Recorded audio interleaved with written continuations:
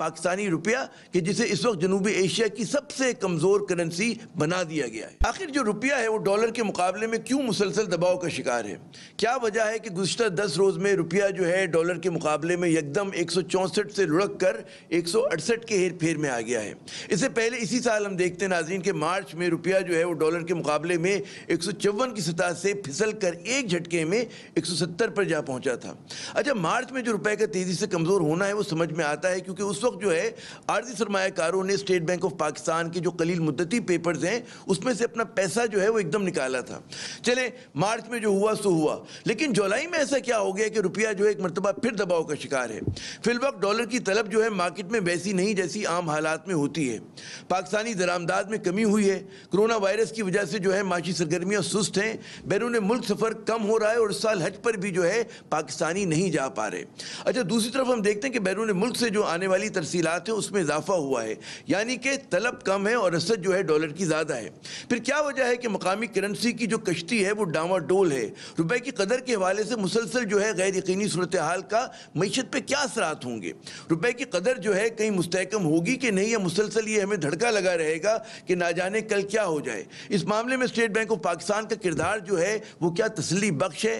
کیا I am F کی جو شرائط اور تقاضوں کو پورا کرنے کے لیے جو ہم آئی ایم ایف سے ادھار پر گورنر اسٹیٹ بینک لائے ہیں رضا باقر صاحب، وہ پاکستانی مفادات کی نگہبانی کر بھی پا رہے ہیں یا نہیں؟ یا پھر وہ پاکستان سے باہر جو ہے ابھی سے اپنی اگلی نوکری کے لیے راہ جو ہے ہموار کر رہے ہیں؟ آج کے پروگرام کے ایجنڈے پر سب سے پہلے ہے پاکستانی روپیہ کہ جسے اس وقت جنوبی ایشیا کی سب سے کمزور کرنسی بنا دیا گیا ہے۔ چند آپ کو ایک فیکٹ بتانا چاہ رہا ہوں جناب، تاکہ یہ معلوم ہو کہ کیا ہوتا رہا اور کیا ہو رہا ہے۔ آپ ذرا یہ دیکھ لیں کہ 2001 سے 2005 تک اشفاق صاحب بھی ہمارے ساتھ تھے کہ ہمارے پاس ایک ہفتے کے ریزرو نہیں تھے، ایک ہفتے کے بعد ہمارے پاس آئل پیمنٹ نہیں تھی۔ ڈاکٹر اشرف صاحب ابھی گواہ موجود ہیں یہاں پہ گورنمنٹ میں، ان کے ساتھ کام کر رہے ہیں۔ وہاں پہ ہم نے کیسے مینیج کیا؟ اور جب آئل پرائسز تھی $150 پر بیرل، اب تو آئل پرائس بھی کچھ نہیں ہے، 40-50 کے رینج میں گھوم رہی ہے۔ تو جس انداز سے وہ مینیج کیا گیا وہ تھا out of box solution. Out of box کا سلوشن کو آپ کو امپلیمنٹ کرنا پڑے گا۔ اور دوسری بات یہ کہ جب ہم بات کرتے ہیں تو ہم کو ہمارا بیس کیا ہے؟ ہمارا بیس ہے ریئل افیکٹو ایکسچینج ریٹ۔ وہ کیا ہے اس وقت؟ اس وقت ریئل ایکسچینج ریٹ آپ کا ہونا چاہیے 97-98۔ تو 90، یس ایگزیکٹلی، یہ میں پروف کے ساتھ کہہ رہا ہوں۔ تمام فنڈامنٹل کو آپ شامل کر لیں تو آپ کا ریئر کہتے ہیں ہم اس کو، ریئل افیکٹو ایکسچینج ریٹ، وہ 100 سے کم آپ کہہ رہے ہیں، چلیں 97 بھی نہیں، چلے 2 بھی کم کہہ لیں آپ، 97 اس وقت آپ کا ایکسچینج ریٹ۔ اب 97 کے اگینسٹ میں 168 ٹریڈ کرانا، میں کہتا ہوں آئی ایم سوری ٹو سے، ایک بدترین ظلم ہے اس قوم پر، اس ملک پر۔ ٹھیک ہے، اب آپ دوسری طرف آپ آ جائیے، آپ بات کرتے ہیں ہاٹ منی۔ کیا ہے ہاٹ منی؟ ہاٹ منی کو ڈفرینٹ کنٹریز نے بین لگا دیا کہ یہ ہاکس ہیں جو آپ کی اکنامی کو ڈسٹرب کرنے آتے ہیں۔ ملیشیا کی مثال آپ کے سامنے ہے، جب اس پہ اٹیک ہوا تھرو ہاٹ منی تو انہوں نے ایکسچینج ریٹ کو بلاک کر دیا، وہ اس پہ کیپ لگا دیا۔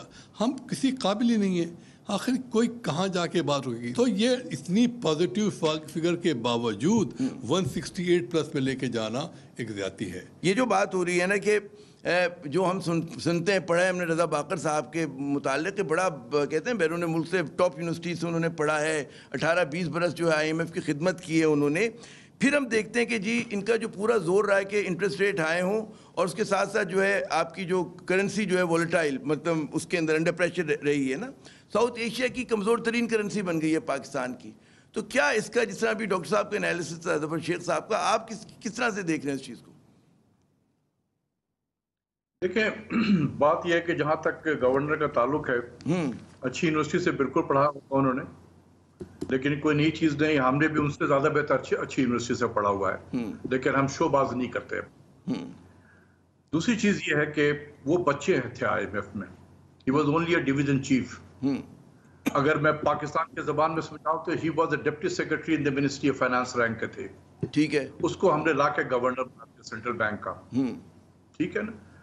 تو وہ امیچور بھی ہے میرے نزدیک، اور وہ جب آئی ایم ایف کا جو ریپرزینٹیٹو ہوتا ہے نا، وہ پوسٹ آفس ہوتا ہے۔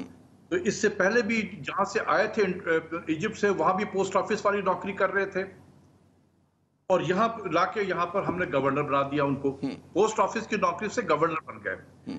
تو جب وقت سے پہلے کسی کو جب اتنے اختیارات مل جاتے ہیں تو وہ دیوانہ ہو جاتا ہے، اور دیوانگی میں اسی قسم کے حرکت ہوتے ہیں جو گورنر صاحب اس وقت کر رہے ہیں. دیکھیں یہ ہم جو بات کر رہے تھے کہ یہ کمرشل بینک کیوں بائے کر رہے ہیں، کمرشل بینک کو کہیں سے یہ سنگن مل چکا ہے کہ یہ ایکسچینج ریٹ 172-73 پہ پہنچے گا. تو ظاہر سی بات ہے کہ ظفر شیخ صاحب بھی کسی کمرشل بینک کے ٹریجری میں بیٹھے ہوئے ہوں تو آج وہ خرید کے بیٹھ جائیں گے کہ جی جب 172-73 ہوگا تو بیچیں گے اور اتنا پیسہ بن جائے گا اس میں.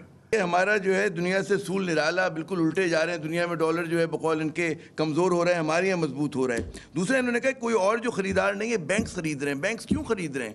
کیا مطلب یہ جو ہولڈنگ ہو رہی ہے کس لیے ہو رہی ہے اور اس کا کیا امپیکٹ آئے گا؟ جی ڈاکٹر صاحب. دیکھیں اگر بینک خرید رہی تو اسٹیٹ بینک کیا کر رہا ہے؟ اسٹیٹ بینک کی بھی کوئی رسپانسبلٹی ہے، وہ بھی تو سوال کر سکتا ہے کہ بھئی آپ کیوں خرید رہے ہیں؟ آپ کیا ہولڈ کرنے کے لیے خرید رہے ہیں؟ دیکھیں ایک چیز میں آپ کو بتا دوں، میں نے آئی ایم ایف کے ساتھ بہت ڈیل کیا ہے 11 سال. یہ صرف بارگین ہوتا ہے کہ جی آپ ایکسچینج ریٹ کو یہاں لے کے جائیں، آپ اپنے پاس لے کے جائیں ورنہ ٹیک اٹ اور لیو اٹ. اس طرح کے کہ اس وقت ہمارا 62 روپے تھا $1 ایکسچینج ریٹ کا، تو جب پروگرام کے لیے بات چیت شروع ہوئی تو انہوں نے کہا جی اس کو 85 لے جائیں. اب ہم بارگین کر رہے ہیں اس سے کہ نہیں 66 ہو جائے گا، 67 ہوگا، نہیں آپ 80 پہ آ جائیں. اس قسم کی چیزیں. اسی طریقے سے انٹرسٹ ریٹ کے حوالے سے کہ جی آپ 14% پہ لے جائیں. بھئی ہم کہہ رہے ہیں آپ کو یہ پروگرام کی شرط ہے. تو اب اس قسم کی چیزیں وہاں پر پھر یہ ہوتا ہے کہ آپ کی ٹیم کتنی مضبوط ہے جو نیگوشیٹ کر رہی ہے آئی ایم ایف سے، وہ پھر کہیں پر انہیں دوبارہ جا کے نوکری نہ کرنی ان میں سے کسی کو. یہ بڑا ضروری ہے. اس کے پیچھے جی اس میں ٹیم مضبوط ہونی چاہیے.